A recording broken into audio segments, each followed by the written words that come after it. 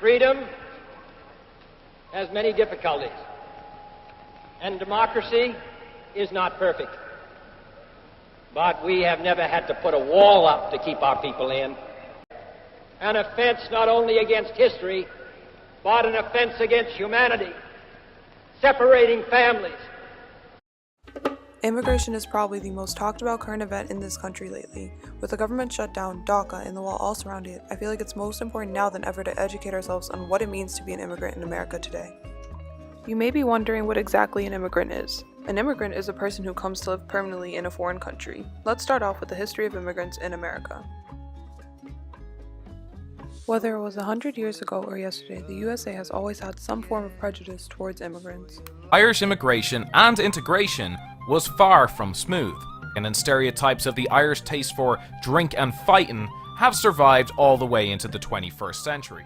Irish and Italian immigrants faced loads of propaganda and discrimination when they first tried to immigrate to this country. But stereotypes and fear-mongering used to keep them out. No one would ever think that the US would embrace Italian and Irish culture the way it has today. We now praise Italian clothes and food, and everyone loves to celebrate St. Patrick's Day even if they aren't Irish. If this ignorance continued to this day, people like Ariana Grande and Joe Biden would have never been respected because of their Italian and Irish backgrounds, and we would never have classical American shows like the Jersey Shore. Where's the beach? Right there. Where else would it be? Oh my god, I want to go to the beach so bad. There are 4 different ways to get into this country. Who your relatives are, if you have a job prospect. We also protect people fleeing persecution, and there's this lottery. But if you don't have family here, you don't have a job, you don't have a claim for persecution, and you don't win the lottery, you're out. Becoming a legal immigrant is a long and tedious process, and like the lawyer said, if you don't fall into those 4 categories, you're out. However, some people are desperate to leave because of the dangers that come with living in a developing country, which is why so many people choose to come here illegally. For example, my parents are from Victoria, Brazil. They came here because they wanted a better life for me and my brother. After they left Brazil, things only got worse. The government got so corrupt that there was a police strike in their hometown, and our family faced grave danger. They spent 15 years trying to become legal, and as of 2017 they officially became citizens, and I don't think they regret their decisions. There is a huge stigma, unfortunately, with coming here illegally. When Mexico sends its people, they're not sending their best. They're not sending you. They're not sending you. They're sending people that have lots of problems, and they're bringing those problems with us. They're bringing drugs, they're bringing crime, they're rapists, and some, I assume, are good people. They'll soon be coming, and probably already have, be coming from all over the world. You're probably going to have people, and you're probably going to have terrorists coming from the Middle East. Somebody said, oh, we don't have terrorists. They don't even know, because they don't know who's coming.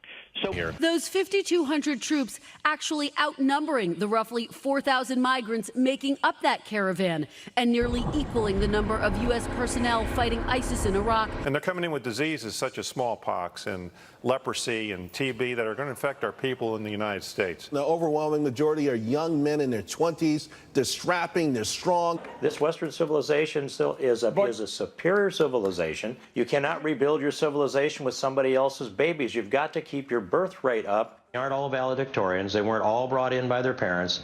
For everyone who's a valedictorian, there's another 100 out there that they weigh 130 pounds and they've got calves the size of cantaloupes because they're hauling 75 pounds of marijuana across the desert. This video could go on for days if I wanted to explain every aspect of immigration. How it separates family, how it traumatizes children, how it creates the idea that we are all dangerous because we are all criminals. But no video could fully explain the years of damage. Now more than ever, immigration is affecting our society. The idea of a wall and banning certain countries from coming in places a fear on hard-working people looking for better opportunities. We can look back and change from our mistakes, or we can do what we're doing now, redo them. Like Mark Twain said, History doesn't repeat itself, but it often rhymes. To lift your eyes beyond the dangers of today to the hopes of tomorrow, beyond the freedom merely of this city of Berlin or your country of Germany, to the advance of freedom everywhere, beyond the wall, to the day of peace with justice. Soy el fuego que arde tu